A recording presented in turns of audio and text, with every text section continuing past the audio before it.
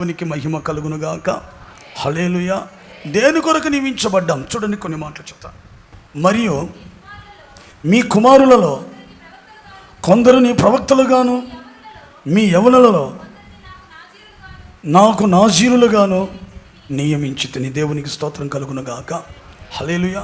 పరిశుద్ధ గ్రంథంలో చాలామందిని చాలా సమయాల్లో అనేక రకాలుగా దేవుడు నియమించుకొని వాడుకున్నాడు.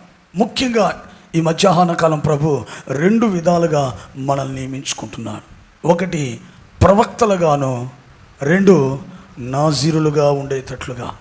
ప్రవక్తగా నియమించబడడం ఇది ఒక గొప్ప భాగ్యమే. ప్రవక్తలు ఏం చేస్తారు?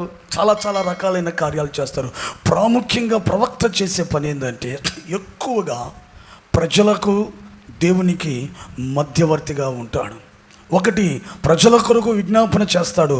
రెండు, దేవుని యొద్ద నుంచి మాటలు తీసుకుని వచ్చి ప్రజలకు అందిస్తాడు.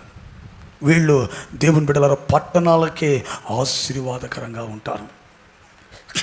సమూయేలు గురించి బైబిల్ రాసిన మాట ఏందో తెలుసా?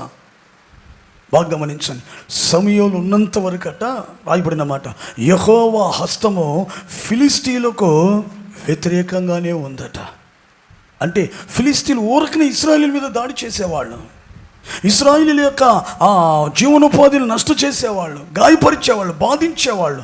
కానీ ఎప్పుడైతే సమూయేలు ప్రవక్తగా నియమించబడ్డాడో, ఎప్పుడైతే సమూయేలు ఇశ్రాయేలు నిమిత్తము యెహోవా సన్నిధిలో యెహోవాకు ప్రార్థన చేయడం మొదలు పెట్టాడో, ఎప్పుడైతే యెహోవా యొక్క మాటలను తీసుకుని వచ్చి ఇశ్రాయేలు ప్రజలకు తెలియపరుస్తూ, వారందరిని ఉత్సాహపరుస్తూ, ఉజ్జీవపరుస్తూ, వారందరిని ఒక దాటిలోనికి తీసుకుని వచ్చాడో, ఆ దినము నుండి యెహోవా హస్తము ఫిలిష్తీయులకు విరోధమైపోయింది.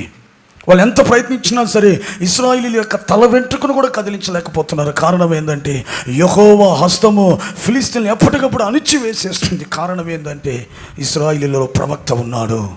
ఆమేన్. సమూయేలు ప్రార్థన చేస్తున్నాడు. సమూయేలు ఇశ్రాయేలీయుల నిమిత్తము ఏం చేస్తున్నాడంటే ప్రార్థన చేస్తున్నాడు. ఒకవేళ వాళ్ళు ప్రార్థన చేసినా చేయకపోయినా సమూయేలు యొక్క పని ఏంటంటే నిత్యము ప్రార్థన చేస్తూనే ఉన్నాడు. ఈ రోజున ప్రభు నిన్ను ఒక ప్రవక్తగా నియమించుకున్నాడు. ఆమేన్ చెప్పండి అందరూ.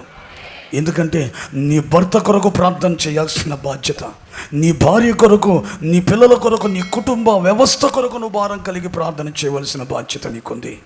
నీ ప్రాంతము కొరకు ప్రార్థన చేయాలి, సంఘము కొరకు ప్రార్థన చేయాలి, సేవకుల కొరకు ప్రార్థన చేయాలి, విశ్వాసుల కొరకు ప్రార్థన చేయాలి, నశించిపోతున్న ఆత్మల కొరకు, దేశము యొక్క క్షేమము కొరకు నువ్వు ప్రార్థన చేయాలి దేవుని బిడ్డ.